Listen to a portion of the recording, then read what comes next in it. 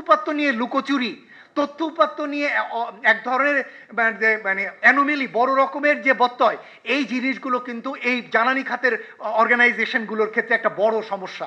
শক্তি বিদ্যুতের ভারে ন্যূজ্য, আমরা বিদ্যুৎ ক্যাপাসিটির ভারে ন্যূজ্য, এবং প্রচুর বিভিন্নভাবে এই অ্যাক্টকে ব্যবহার করে বিভিন্ন গোষ্ঠী সুবিধা নিচ্ছে।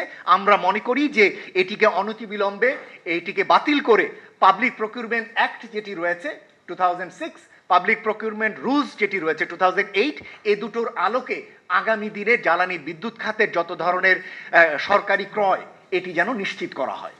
মূল্য নির্ধারণের একটি কাঠামো তৈরি করে প্রতিযোগিতামূলক মূল্য বলে এটিকে তারা ইমপ্লিমেন্ট করছেন, এটি বড়ভাবে ত্রুটিযুক্ত। এটির মাধ্যমে আসলে বিপিসির অভ্যন্তরীণ রাজস্ব স্বার্থ বা আয় স্বার্থকেই আসলে ধরে রাখা হয়েছে। এটিতে ভোক্তা স্বার্থ বিবেচনা করে কম মূল্যে ভোক্তার কাছে জ্বালানি যাওয়া